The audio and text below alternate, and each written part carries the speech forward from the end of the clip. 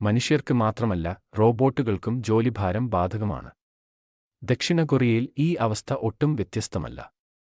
കഴിഞ്ഞ June 26-ന് Gumi city കൗൺസിലിൽ administrative ആവശ്യങ്ങൾക്ക് ഉപയോഗിച്ചിരുന്ന ഒരു റോബോട്ട് പ്രവർത്തനത്തിൽ തകരാറിട്ട് 6 അടി ഉയരമുള്ള പടികളിൽ നിന്ന് വീണു പ്രവർത്തനരഹിതമായിരുന്നു.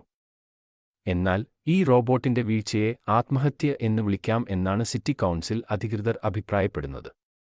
റോബോട്ട് വീഴുന്നതിനു മുമ്പ് അത് നിൽക്കുന്നതും കറങ്ങുന്നതും കണ്ട ഒരു ഉദ്യോഗസ്ഥൻ അങ്ങനെയാണതിനെ വിശേഷിപ്പിച്ചത്.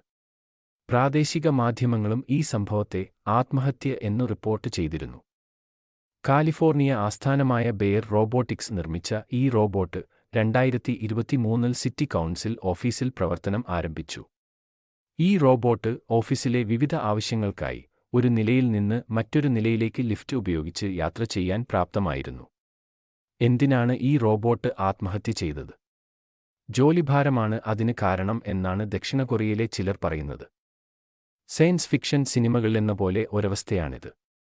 റോബോട്ടുകൾ ഏറ്റവും കൂടുതൽ ഉപയോഗിക്കുന്ന രാജ്യമാണ് ദക്ഷിണ കൊറിയ. ഇവിടെ ഓരോ 10 ജീവനക്കാർക്കും ഒരു ഇൻഡസ്ട്രിയൽ റോബോട്ട് എന്ന നിലയിൽ റോബോട്ടുകൾ വ്യാപകമായി ഉപയോഗിക്കുന്നു എന്ന് ഇന്റർനാഷണൽ ഫെഡറേഷൻ ഓഫ് റോബോട്ടിക്സ് പറയുന്നു. വിവരങ്ങൾ കൈമാറാനും രേഖകൾ ഒരിടത്ത് നിന്ന് മറ്റൊരിടത്തേക്ക് കൊണ്ടുപോവാനും ഉപയോഗിച്ചിരുന്ന ഈ റോബോട്ടിൻ മറ്റ് ജീവനക്കാരെപ്പോലെ 9 മണി മുതൽ 6 മണിവരെയാണ് ജോലി സമയം. സിവിൽ സർവീസ് ഉദ്യോഗസ്ഥന്റെ ഐഡി കാർഡും ഇതിന് ഉണ്ടായിരുന്നതായി റിപ്പോർട്ടിൽ പറയുന്നു. റോബോട്ടിനെ നിരന്തരം ജോലി ചെയ്യിപ്പിച്ചത് അതിന്റെ പ്രവർത്തനത്തെ ബാധിച്ചതായും. കൂടുതൽ കരുണയോടെ ഇവയെ കാണണമെന്നും വിദഗ്ധർ അഭിപ്രായപ്പെടുന്നു.